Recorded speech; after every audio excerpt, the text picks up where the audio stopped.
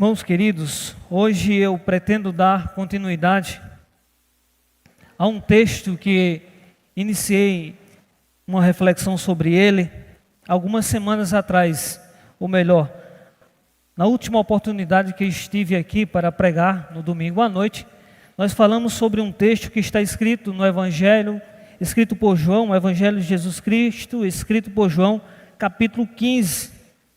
Para aqueles que estiveram aqui naquela ocasião, nós iremos apenas dar continuidade à exposição de João 15.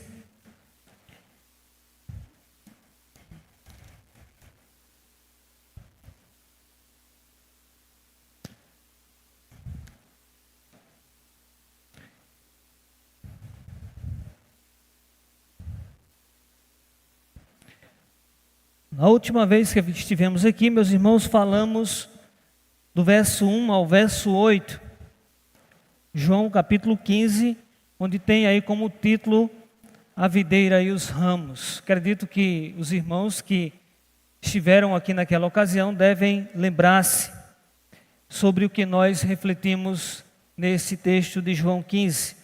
Hoje a leitura do texto será do verso 9 ao verso 17. Eu peço que você acompanhe atentamente a leitura desse texto. João 15, a partir do verso 9, diz assim a palavra do nosso Deus. Como o Pai me amou, também eu vos amei. Permanecei no meu amor. Se guardardes os meus mandamentos, permanecereis no meu amor. Assim como também eu tenho guardado os mandamentos de meu Pai, e no seu amor permaneço. Tenho-vos dito essas coisas para que o meu gozo esteja em vós e o vosso gozo seja completo. O meu mandamento é este: que vos ameis uns aos outros, assim como eu vos amei.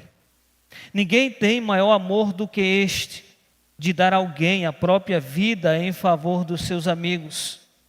Vós sois meus amigos, se fazeis o que eu vos mando. Já não vos chamo servos, porque o servo não sabe o que faz o seu senhor, mas tenho-vos chamado amigos, porque tudo quanto ouvi de meu Pai vos tenho dado a conhecer. Não fostes vós que me escolhestes a mim, pelo contrário, eu vos escolhi a vós outros e vos designei para que vades e deis fruto, e o vosso fruto permaneça, a fim de que tudo quanto pedides ao Pai em meu nome, Ele vos conceda. Isto vos mando, que vos ameis uns aos outros. Vamos orar? Senhor, nós te louvamos, nós somos gratos, meu Pai, por mais uma vez estarmos diante da Tua santa palavra. E te pedimos, ó Deus, que o Senhor nos conduza, tanto esse que fala, como os irmãos que irão ouvir. Que Teu Espírito Santo nos dê sabedoria para discernirmos a Tua palavra e aplicarmos em nossas vidas. Nós te louvamos, ó Deus, por essa rica oportunidade de estarmos em Tua presença. E te oramos em nome de Cristo Jesus. Amém. Meus irmãos queridos, facilmente nós ouvimos pessoas dizerem que creem em Jesus, pessoas dizerem que conhecem as Escrituras e até dizerem que fazem suas orações constantemente. Mas que essas pessoas que às vezes confessam isso com a sua boca, elas decidem não querer se envolver com a igreja. É como se nós estivéssemos ouvindo alguém dizer assim: não, eu creio em Jesus, não, eu leio a Bíblia, mas eu não quero me envolver com igreja. Talvez você e eu já ouvimos alguém com essas expressões de entender que crê na palavra, crê no Cristo, mas não querem se envolverem com a igreja. Preferem viver uma fé reservada, preferem viver sem convívio, sem relacionamento. No entanto, meus irmãos, quando nós olhamos para as Escrituras, logo iremos perceber que esse pensamento de viver isoladamente a vida cristã é contraditório às Escrituras. Porque a fé que nos une a Cristo é a mesma fé que também nos une à igreja. É impossível nós dizermos que temos fé em Jesus, mas que ao mesmo tempo não queremos o relacionamento com o seu povo. Queremos viver uma fé isolada. Tem um pastor americano chamado Charles Rose, que analisando esse capítulo 15 de João, ele entendeu neste capítulo que Jesus, ele destaca 3 tipos de relacionamentos vitais para os cristãos. E a gente olhando de fato para esse capítulo 15 de João, nós iremos constatar o que esse pastor entendeu. E ele viu nesse capítulo 15 3 tipos de relacionamentos que todo cristão, que todo crente precisa entender. Primeiro relacionamento é do crente com Cristo, onde o termo-chave é permanecer e a ênfase é estar unido a Cristo. E nós vimos isso no último texto que lemos, onde entendemos que falamos sobre a videira verdadeira e os ramos. Então esse é o primeiro relacionamento que nós como crentes precisamos entender que é vital em nossas vidas. Permanecer em Cristo, estar unido a Cristo. O segundo relacionamento é do crente com os demais crentes, onde o termo-chave é o amor e a ênfase é a comunhão. E o terceiro relacionamento que podemos ver nesse capítulo 15 de João é o relacionamento do crente com o mundo, onde o termo-chave é odiar e a ênfase é a perseguição. Se você continuar a leitura do capítulo 15, após o verso 17, o primeiro verso 18 vai dizer: se o mundo vos odeia. Então temos diante de nós, ou diante desse capítulo 15 de João, 3 tipos de relacionamentos que nós precisamos conhecer muito bem. E o texto, meus irmãos, que eu li para vocês é uma continuidade de um assunto que tratamos algumas semanas atrás, onde falamos exatamente sobre essa união de Cristo com a igreja, sobre essa união da videira verdadeira com os ramos, que justamente simboliza a nossa união com Cristo. E naquela ocasião nós ouvimos Jesus nos mostrando como é grande a importância de seus discípulos permanecerem nele. Vimos então que quando nós permanecemos em Cristo, nós somos capacitados a produzir frutos para a glória de Deus. Os ramos separados da videira, eles não são capazes de produzir frutos, eles não são capazes de glorificar a Deus. Por isso há uma necessidade, há uma importância de todo crente estar unido a Cristo, porque se isso não acontecer, jamais ele será capaz de glorificar a Deus. E quando nós olhamos para esse texto agora, a partir do verso de número 9, nós também iremos perceber que Jesus continua falando sobre relacionamento. Se do verso 1 ao verso 8 ele falou e tratou de um relacionamento entre o crente e ele, agora nós iremos ouvir o que Jesus tem a falar sobre esse segundo tipo de relacionamento. O relacionamento do crente com os demais crentes, porque a ênfase, ou podemos dizer a chave, o termo-chave dessa sessão é o amor e a ênfase é a comunhão. Então volte seus olhos para o verso de número 9. E nesse verso de número 9 nós iremos ver Jesus nos apresentando um modelo de comunhão fundamental. Ou por que não dizermos um modelo de comunhão fundamentado no amor. Veja o verso 9. Como o Pai me amou, também eu vos amei. Permanecei no meu amor. Vejam, meus irmãos, que o amor é o termo usado para indicar que há comunhão entre o Pai e o Filho. E aí é muito claro no texto: como o Pai me amou, também eu vos amei. Então esse termo ele é usado justamente para nos indicar e nos mostrar que há comunhão entre o Pai e o Filho. E esse termo foi usado pelo Pai, se você recorda de algumas passagens das Escrituras, foi usado pelo Pai justamente para mostrar às pessoas, porque as pessoas precisavam saber quem era Jesus. E saber que este Jesus era o enviado da parte de Deus. E esse termo foi usado justamente para que todas as pessoas pudessem saber quem de fato era o Jesus de Nazaré.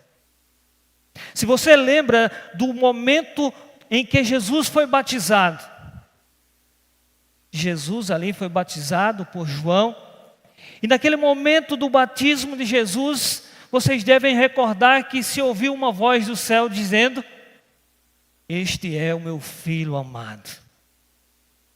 E para quem estava ali presente, todos ouviram essa expressão: este é o meu filho amado. Perceba que o termo ali, amado, é justamente para mostrar às pessoas que aquele que estava sendo batizado era o Messias prometido, era o Filho de Deus, era aquele que os judeus estavam esperando, era o Redentor. E o termo amor é justamente um termo usado para dizer que há comunhão entre o Pai e o Filho. Ouvimos também a mesma expressão na transfiguração de Jesus, quando estavam todos ali reunidos. Mais uma vez ouviu-se uma voz do céu dizendo: esse é o meu filho amado.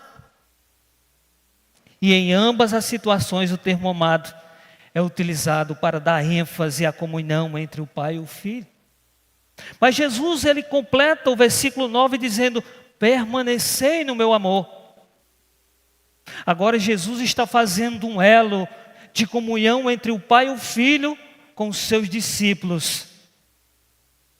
E ele também conclama aos seus discípulos: permanecei no meu amor, porque permanecendo no amor de Cristo, seria estabelecida uma comunhão entre pecadores e o Deus Santo.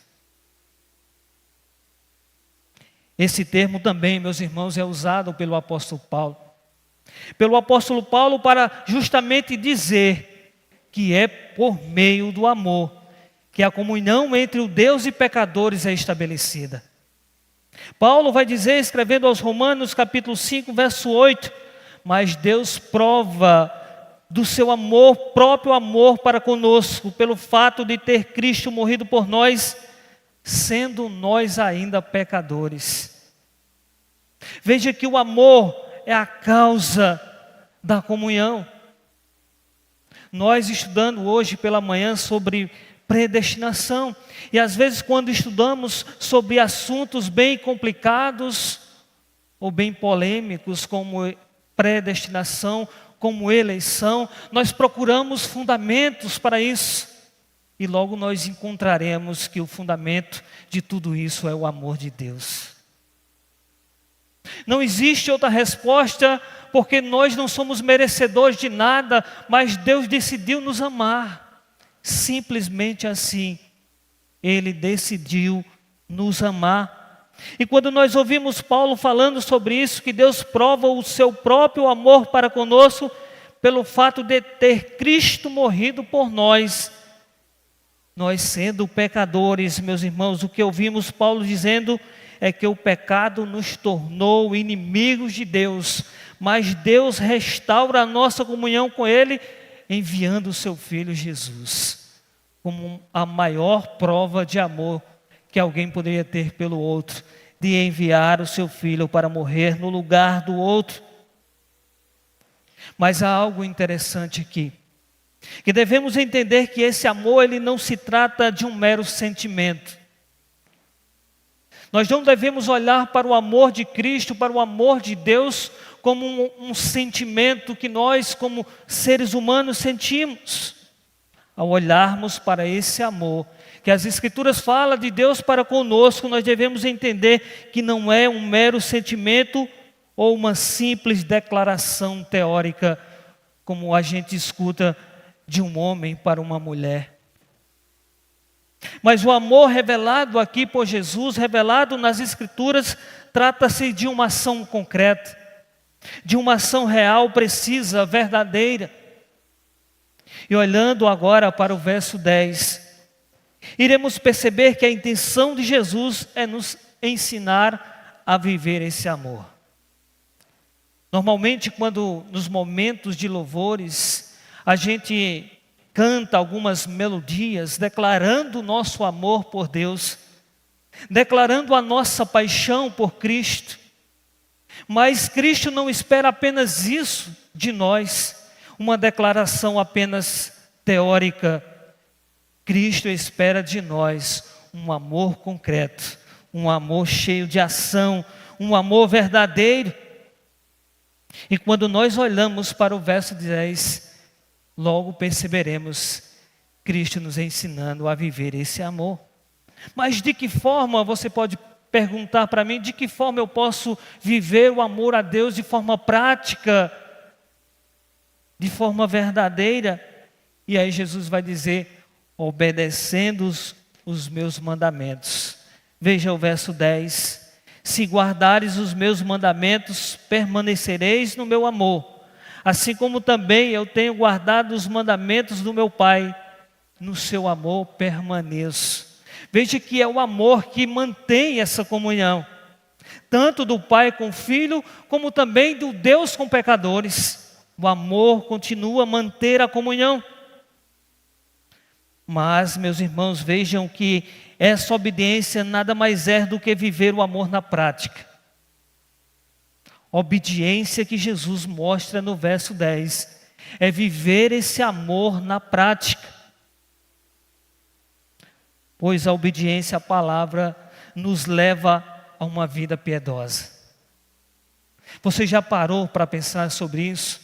Sobre todo o conhecimento que você tem das Escrituras? Você já parou para pensar que eu sou alguém conhecedor das Escrituras? Mas se Jesus olha para nós e agora diz, eu quero que você viva esse amor que você conheceu por meio das Escrituras, viva esse amor na prática. E viver esse amor na prática, meus irmãos, é viver uma vida piedosa, uma vida pautada nos preceitos de Deus. Isso implica praticar a palavra. Quando nós olhamos para a carta de Tiago, e eu acredito que muitos aqui dos irmãos conhecem, onde Tiago vai dizer, tornai-vos, pois, praticantes da palavra e não somente ouvintes. É justamente isso que o apóstolo Tiago também nos ensina. E quando nós não a praticamos, nós não estamos enganando os outros, nós estamos nos enganando. Ter um conhecimento da palavra e não praticar, não estamos enganando mais ninguém a não ser nós mesmos, porque a Deus ninguém engana. E as nossas atitudes também, que são expressas no dia a dia de nossa vida, não vai enganar as pessoas quando nós não colocamos aquilo que aprendemos na prática. Todo mundo vai olhar para nós diante das nossas atitudes contrárias às Escrituras e vai dizer, esse aí é um frequentador de igreja, esse aí é um membro da igreja, mas as suas ações não condizem com o seu conhecimento ou com a sua declaração de fé. Então o que nós ouvimos também Tiago dizer, meus irmãos, é que é muito importante conhecermos a palavra. E todos vocês há de concordar comigo, porque nesse púlpito dessa igreja sempre é exortado os irmãos a lerem a Bíblia, a buscarem conhecimento, porque o conhecimento de Deus é necessário para nós. E Tiago disse, tornai-vos, pois, praticantes, mas Tiago diz, não tornais conhecedores. Tiago está dizendo, vocês devem ser conhecedores, mas não apenas isso. Tornem-se então, irmãos, conhecedores das Escrituras, mas também tornem-se praticantes. Sabe por quê, meus irmãos? Porque quando nós nos tornamos praticantes da palavra, a nossa comunhão é visível. A comunhão é visível quando colocamos aquilo que aprendemos em prática. E como nós temos dificuldades para isso, né? Como nós temos dificuldades de colocar em prática aquilo que aprendemos. Mas por que isso? Porque nós ainda somos pecadores. E às vezes quebramos a comunhão uns com os outros por conta de determinados comportamentos. E às vezes pensamos, não, aquela pessoa não tem como eu conviver com ela, porque as atitudes dela me ferem. Mas você já parou para pensar quantas atitudes suas também têm prejudicado os outros? Então, irmãos, o convívio de igreja é nós entendermos que ainda somos pecadores e precisamos a cada dia melhorar. E nós melhoraremos quando colocarmos a palavra em prática com o auxílio do Espírito Santo em nossa vida. Mas Jesus sabia da nossa dificuldade. Jesus sabia, e quando ele fala essas palavras para os discípulos, ele sabia que esse amor uns pelos outros nós teríamos dificuldades de colocar em prática, porque o pecado ainda está presente em nós. E aí, olhando para o verso de número 11, nós iremos ouvir Jesus entendendo a nossa dificuldade de obedecer o mandamento, e aí ele diz: tenho-vos dito estas coisas para que o meu gozo esteja em vós e o vosso gozo seja completo. O que é que Jesus está nos dizendo aqui? Que diante desse mandamento de amar uns aos outros, nós iríamos sentir tristezas pelo fato de não conseguirmos obedecer. E quando nós não conseguimos, meus irmãos, para o verdadeiro crente, quando ele não consegue obedecer os mandamentos de Deus, isso deve lhe causar uma grande tristeza. E Jesus, sabendo dessa tristeza, então ele diz: tenho-vos dito essas coisas para que o meu gozo esteja entre vós. Ou seja, tenho dito essas coisas para que a minha alegria esteja em vós e a vossa alegria seja completa. Porque a alegria de Cristo tem que estar em nós, ou porque nós temos que entender que a nossa alegria está em Cristo? É justamente porque nós não temos a capacidade de obedecer os mandamentos, mas Cristo sim, Cristo, Ele é perfeito, Ele obedece os mandamentos, então a nossa alegria está em Cristo, porque Ele é fiel aos mandamentos do Pai. Então a nossa comunhão com Deus só é mantida por conta da obediência de Cristo. Nossa comunhão com Deus é mantida não por conta da nossa obediência, mas sim por conta da obediência de Cristo. E quando nós entendemos isso, a nossa alegria é completa, porque diante das nossas falhas, as falhas traz tristeza, mas a obediência de Cristo traz alegria. Então o nosso contentamento só é completo quando nós olhamos para Cristo e perceberemos que Ele foi fiel aos mandamentos, que Ele cumpriu com a lei de Deus, que Ele cumpriu com a vontade do Pai. Se a nossa alegria dependesse da nossa obediência aos mandamentos, nunca iríamos alcançá-la. Mas quando nós chegamos, meus irmãos, no verso seguinte, e eu peço que você olhe sua Bíblia, no verso seguinte é o verso de número 12, Jesus nos coloca novamente frente a frente com o mandamento, e aí ele diz: o meu mandamento é este, que vos ameis uns aos outros, assim como eu vos amei. Veja, se acabei de falar que nós não somos capazes de cumprir perfeitamente ou de obedecer perfeitamente os mandamentos, mas agora Jesus no verso 12 apresenta novamente um mandamento. Observe, meu irmão, que o fato de nossa comunhão com Cristo ser mantida pela obediência dEle, não nos isenta de obedecermos os seus mandamentos. Você não está isento de procurar obedecer os mandamentos de Deus, justamente porque você entende que foi Cristo que obedeceu. Obedecer o mandamento significa ter comunhão uns com os outros. É isso exatamente que o mandamento nos manda fazer, que vos ameis uns aos outros. Porque o amor produz comunhão. E a comunhão é fruto do amor. Se você quer conviver, se relacionar numa igreja, você tem que trabalhar isso em você. Eu tenho que trabalhar isso em mim.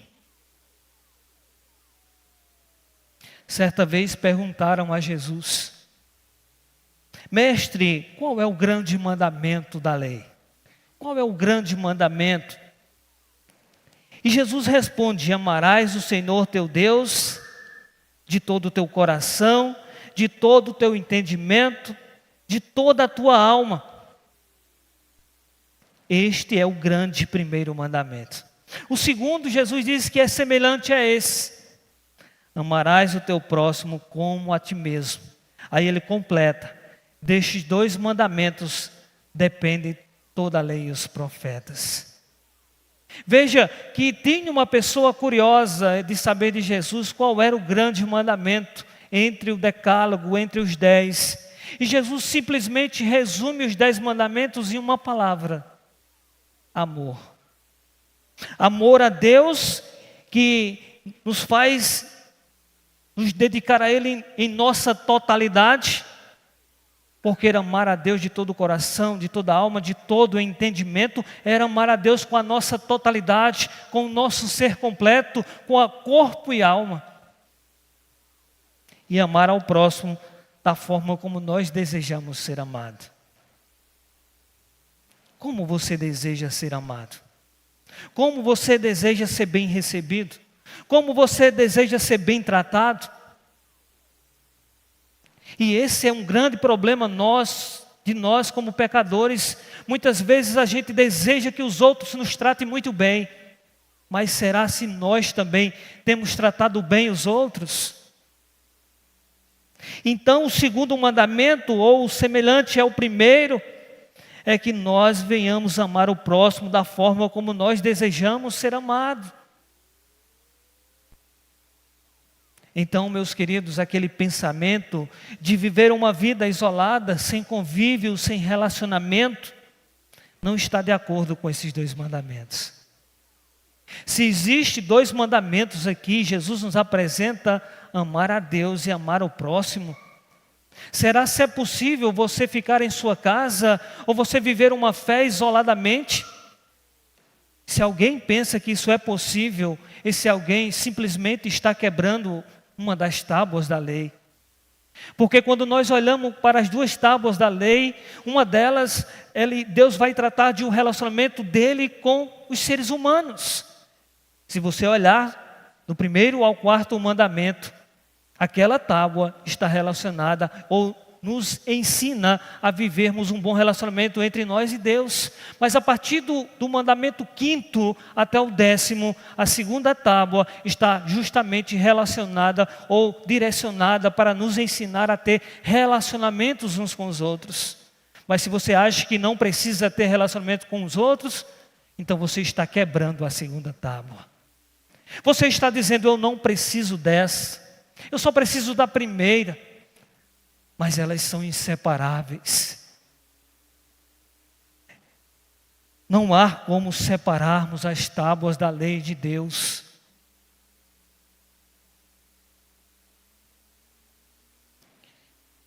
Se desejamos, meus queridos, ou se dizemos que amamos a Deus e não queremos viver em comunhão, quem somos nós para dizermos isso? Infelizmente, ainda é possível ver irmãos pensando dessa forma. E não apenas irmãos, ainda é possível ver igrejas achando que por conta das diferenças elas devem se separar. Por conta das diferenças devem estar longe do outro.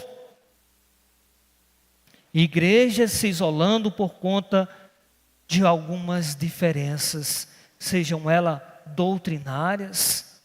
Será se nós não podemos ter comunhão com outros irmãos de outras denominações por conta de questões doutrinárias? Não sabem esses que pensam dessa forma, que essas diferenças os tornam indiferentes. Indiferentes com seus irmãos. Mas o mandamento aqui de Jesus é muito claro: devemos amar uns aos outros como Ele nos amou. Preste atenção. Devemos amar uns aos outros como Ele nos amou. Agora eu pergunto: eu sou diferente de Jesus? Eu tenho diferenças de Jesus? Você é diferente de Jesus? Nós somos diferentes de Jesus? E a resposta é óbvio que sim. Jesus, Ele é santo, nós somos falhos. E Jesus é perfeito, nós somos pecadores. Ele é Deus, nós somos criatura. Veja quantas diferenças temos de Jesus, mas as nossas diferenças não foram capazes de impedir que o Deus Santo tivesse comunhão com pecadores. Por que então nós, seres humanos, queremos dividir por conta de diferenças, se somos tão diferentes de Jesus? Mesmo assim, Ele decidiu nos amar. Então não são as diferenças que devem causar divisão, não são as diferenças que levam o povo a se afastar da comunhão, mas é a falta de amor mesmo. Se nós olharmos, por exemplo, para a igreja de Éfeso, onde João, lá no livro de Apocalipse, e uma das reclamações de que Jesus ele repreende aquela igreja de Éfeso, é justamente porque eles abandonaram o primeiro amor. E aquela igreja era uma igreja zelosa pela doutrina, era uma igreja que conseguia identificar os falsos mestres, mas Jesus a repreende porque aquela igreja havia abandonado o primeiro amor, meus irmãos. Uma igreja jamais pode deixar o amor, porque o amor mantém a comunhão. E agora, Ele nos convoca a amar como Ele nos amou e nos apresenta um princípio no verso de número 13. E aí Jesus diz: ninguém tem amor maior do que este, de dar alguém a própria vida em favor dos seus amigos. Quando nós olhamos para esse verso agora, é bem verdade que não podemos seguir esse verso em todos os seus aspectos, porque Jesus está falando aqui em dar a própria vida em prol dos seus amigos.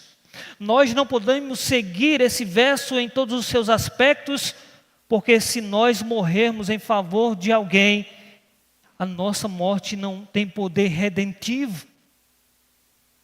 Então, nesse aspecto, nós não podemos seguir esse mandamento, porque somente aquele que não tinha pecado poderia se oferecer no lugar de pecadores. Então não adianta você morrer ou dar a vida para salvar alguém, porque a sua morte não tem poder de salvar ninguém, não tem poder redentivo. Mas desse verso nós podemos extrair um princípio muito importante, meus irmãos, que é o princípio da renúncia. Jesus está falando aqui que Ele chegou no máximo de dar a sua própria vida. Ele renunciou à vida em prol de pecadores. Então Ele nos convoca também a seguirmos esse mesmo princípio de renúncia. Então renunciamos o nosso egoísmo, já é um primeiro passo. Renunciarmos o nosso egoísmo, os nossos interesses pessoais em prol do outro, em prol do bem-estar do outro. Estaremos então, meus irmãos, quando nós renunciamos o nosso egoísmo, os nossos próprios interesses, nós estaremos revelando as características de alguém que foi alcançado pelo amor de Jesus. Porque Jesus nos manda amar uns aos outros. Porque se o amor dele permanecer em nós, as pessoas também vão olhar para nós e dizer: o amor de Jesus está aí. são evidências que devem ser vistas em nossas vidas. O amor pelo próximo, que se revela através da comunhão. E os resultados desse amor, meus irmãos, devem ser visíveis no convívio do dia a dia. Quando Deus nos dá a oportunidade de servirmos uns aos outros, talvez você pense, não, eu não tive a oportunidade. Claro que você teve a oportunidade. Deus nos chamou, Deus nos capacita, Deus nos dá dom para servirmos. E esses dons devem ser exercidos no meio da igreja. Temos sim a oportunidade de servir aos outros, servir uns aos outros, de abençoar uns aos outros, compartilhando os nossos dons. Seja o dom de contribuição, seja o dom de cantar, seja o dom da misericórdia, seja o dom de visitação, seja o dom de ensino. Percebe quantos dons Deus dá à sua igreja para que o seu povo seja habilitado a adorar o seu nome?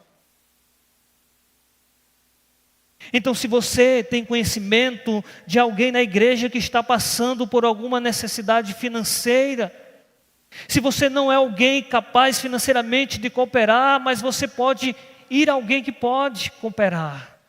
Se você vê que tem alguém precisando de uma visita, faça. E às vezes nós alegamos que o tempo é todo nosso. Eu não tenho tempo. E quando nós reservamos todo o tempo das 24 horas para nós estamos dizendo, eu estou sendo egoísta. O tempo é todo meu. Eu não dedico sequer alguma hora do meu tempo para alguém. Eu não dedico para ninguém o meu tempo. Isso não é renúncia. Isso não é demonstração de amor.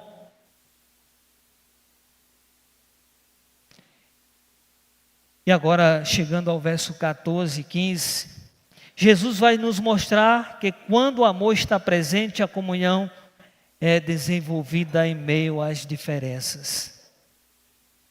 Sejam elas sociais, sejam elas intelectuais, ou sejam elas raciais. Quando o amor está presente, a comunhão é vista independente da afluência financeira, da formação acadêmica ou da cor da pele. Veja aí o que diz o verso 14 e o verso 15. Vós sois meus amigos, se fizerdes o que eu vos mando.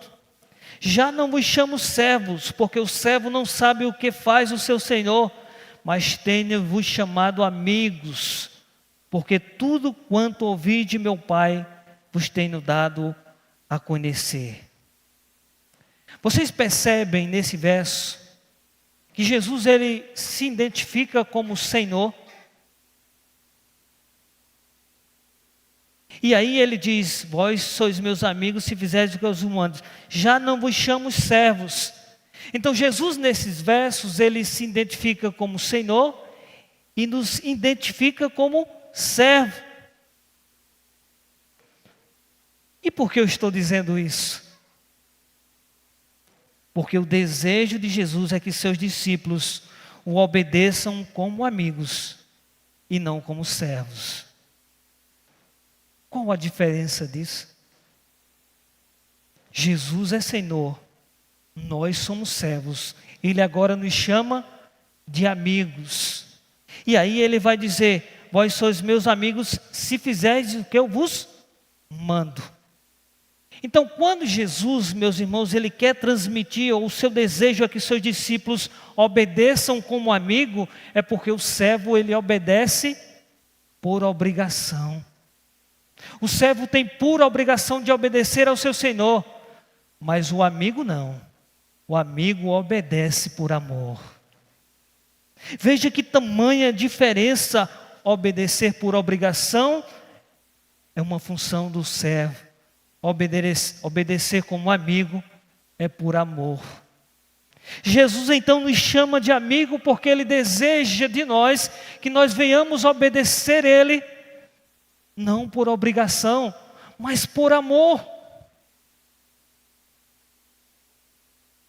Vejam que Senhor maravilhoso é Jesus, que prefere tratar os seus servos como amigos e compartilhar com eles aquilo que Ele tem de mais valioso. E sabe o que Ele apresenta aqui de mais valioso? Está justamente no final desse verso. Porque tudo quanto ouvi do meu Pai vos tenho dado a conhecer. Veja que comunhão maravilhosa, o Senhor compartilhando aquilo que é de mais valioso com o seu amigo, que é a palavra de Deus. Você e eu temos o que é mais valioso, que é a palavra. E precisamos então compartilhar essa palavra com aquele que nós identificamos que são os nossos amigos.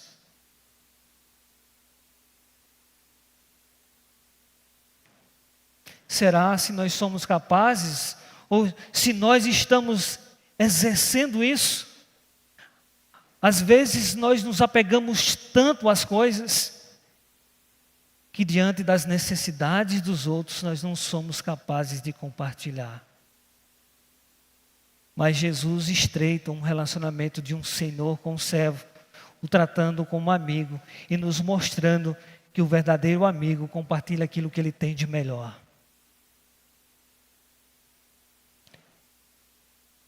E Jesus conclui essa sessão com os versos 16 e 17, nos dizendo que a nossa comunhão com Ele não foi uma escolha nossa, mas sim uma escolha dEle. Veja aí o verso 16, diz assim: não fostes vós que me escolhestes a mim, pelo contrário, eu vos escolhi a vós outros, e vos designei para que vades e deis frutos, e o vosso fruto permaneça, a fim de que tudo quanto pedis ao Pai em meu nome, Ele vos conceda. Isto vos mando, que vos ameis uns aos outros. Perceba, meus irmãos, que Jesus nos escolheu para sermos seus amigos.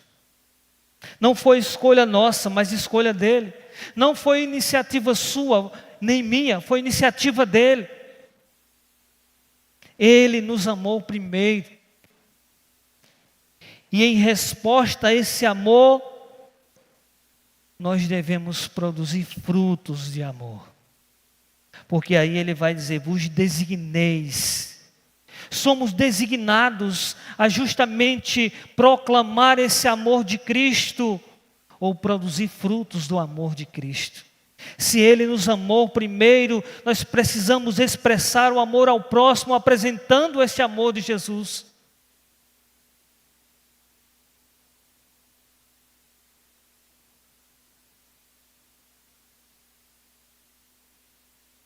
Que nós possamos, meus irmãos, produzir esses frutos. E se nós reconhecemos que não somos capazes, Jesus nos dá aqui uma solução. E Ele diz, a fim de que tudo quanto pedis ao Pai em meu nome, Ele vos conceda. Talvez você diga, eu não sou capaz. Quem de nós somos capazes de obedecermos os mandamentos de Deus e amarmos ao próximo como Cristo nos amou? Mas em oração devemos pedir ao Pai que o Espírito Santo nos conduza a isso. E sendo nós seus amigos, Ele haverá de nos conceder graça para irmos e proclamarmos o Evangelho do amor de Jesus e passarmos a proclamar o que Jesus fez por pobres pecadores. Como podemos aplicar essas verdades em nossas vidas? Porque, irmãos, aquilo que nós ouvimos, precisamos colocar em prática, aplicar na nossa vida. E a primeira aplicação que eu trouxe para compartilhar com vocês é que nós devemos entender que a fé que nos une a Cristo também nos une aos irmãos. É muita incoerência da nossa parte pensar que podemos amar a Cristo e não termos comunhão com os irmãos ou sermos indiferentes com o corpo. Se a Bíblia vai indicar que Cristo é o cabeça do corpo, que é a igreja. Então, se você decide sair desse corpo, você está em desacordo com a cabeça. Jesus é o cabeça do corpo, que é a igreja. Por que então nós queremos tomar uma decisão de como membros desse corpo, sairmos do corpo, se desde o início desse capítulo 15, a orientação é de permanecermos nele? Estarmos unidos a Ele, unidos também no seu amor. Segunda aplicação que nós devemos entender é que a verdadeira comunhão facilita o anúncio do Evangelho. Se Jesus nos designou para proclamarmos esse amor, a comunhão facilita o anúncio. Sabe por quê, meus irmãos? Como é difícil pregar o Evangelho do amor quando esse amor não é praticado. Imagine algum de nós irmos pregar o Evangelho e as pessoas olharem para nós e dizermos: mas você vive isso de fato que você está pregando? Esse amor que você está falando lhe alcançou? A comunhão, o amor, facilita a pregação do Evangelho. Então que nós venhamos desenvolver esse amor, essa comunhão, para que essa igreja seja uma igreja evangelizadora, proclamadora do amor de Cristo. E por último, devemos entender que a comunhão glorifica o nome do Senhor.